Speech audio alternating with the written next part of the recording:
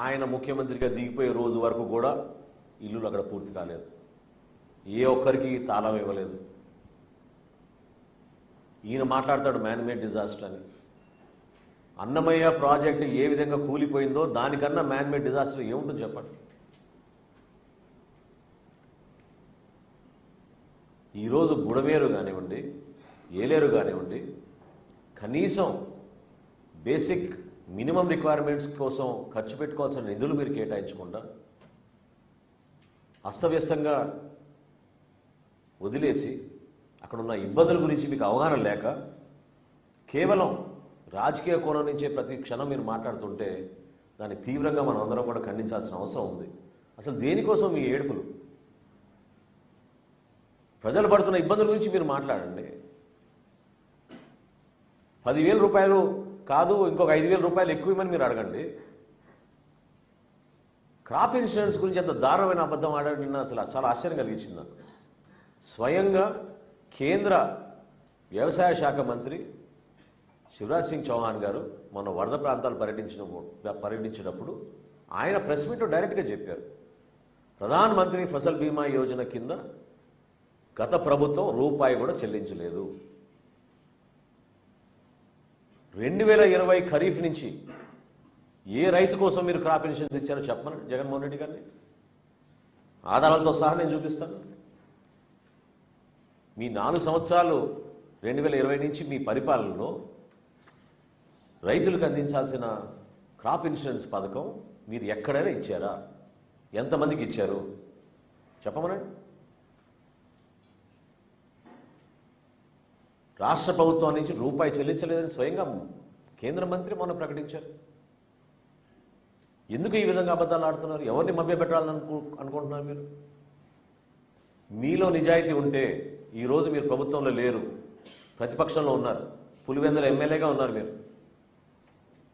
ఒక పార్టీకి అధ్యక్షుడిగా ఉన్నారు. మీరు మీ పార్టీ యంత్రాంగాన్ని మొత్తం కదిలించండి, తీసుకురండి. క్షేత్రస్థాయిలో ప్రభుత్వం అందిస్తున్న వరద సహాయంలో మీరు కూడా రండి, పాల్గొనండి. మీ వంతు మీరు సహాయం చేయండి ఆర్థికంగా.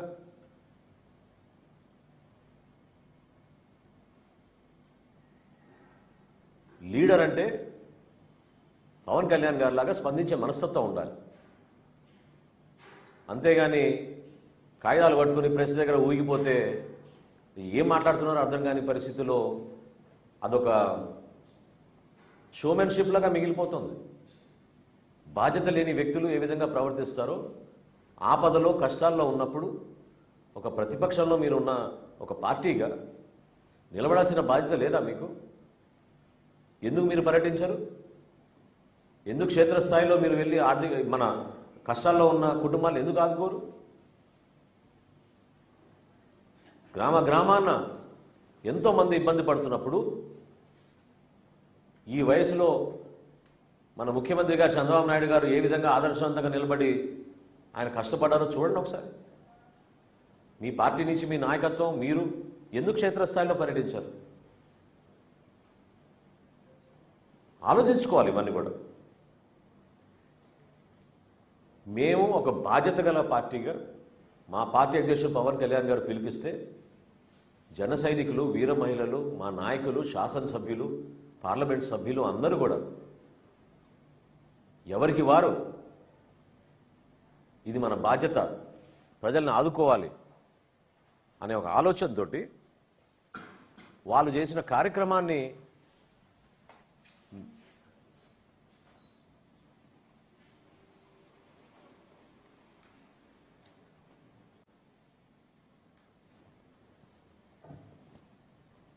కార్యక్రమాన్ని మీరు గుర్తించి ఒప్పుకోవాలి. నందలూరు మండలంలో పులపత్తూరు, మందపల్లి,